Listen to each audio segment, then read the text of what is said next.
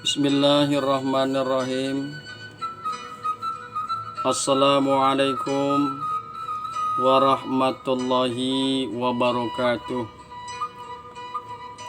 Rekan-rekan yang berbahagia, hamba-hamba Allah yang mudah-mudahan selalu dirahmati oleh Allah Subhanahu wa taala. Jumpa kita pada malam hari ini. Renungan kita pada malam hari ini yakni masalah bahwa Allah perintahkan kepada kita janganlah melampaui batas dalam membalas. Kadang kita terlalu emosi sehingga tidak terkontrol ketika ada orang lain yang berbuat aniaya terhadap kita, yang menzalimi kita, maka kita membalas kezaliman itu dengan balasan yang berlebih-lebihan, dengan balasan yang melampaui batas. Padahal yang demikian itu dilarang oleh Allah dan Rasul-Nya.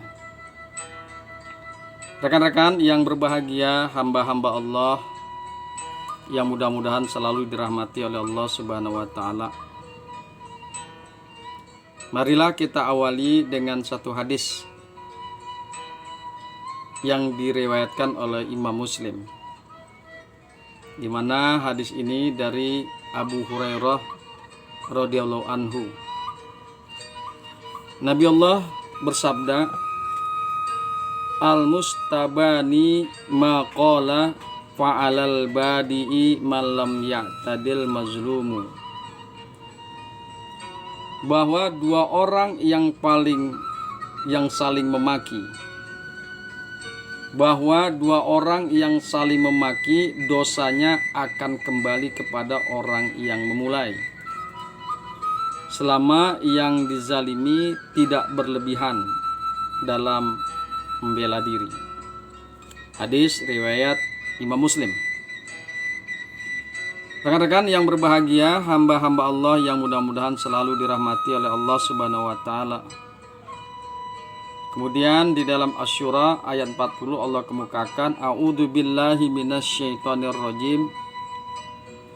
Wa jazaa'u sayyi'atin sayyi'atum misluha." Dan balasan suatu kejahatan adalah kejahatan yang setimpal. Kemudian juga Allah berfirman di dalam surat Al-Hajj ayat yang ke-60, "A'udzu billahi minasyaitonir rajim. Zalika wa man 'aqaba bimislih ma 'uqiba bihi summa bughiya 'alaihi la yansuranahu Allahu." Al-Hajj ayat yang ke-60. Demikianlah barang siapa membalas seimbang dengan penganiayaan yang ia derita, kemudian ia dianiayanya lagi, kemudian dia dianiaya lagi, pasti Allah akan menolongnya. Al-Hajj ayat yang ke-60. Jadi dalam hal ini diperbolehkan bagi orang yang tertindas untuk membela diri sesuai kadar penindasan dan tidak boleh melampaui batas. Kemudian di dalam Al-Isra ayat yang ke-33, "A'udzu billahi minasyaitonir rajim. Wa man qutila mazluma faqad ja'alna liwaliyhi sultanan. Fala yusrif fil qatli innahu kana mansura." Barang siapa dibunuh secara zalim, maka sesungguhnya kami telah memberi wewenang kepada ahli warisnya. Maka janganlah melampaui batas dalam membunuh, dalam membalas.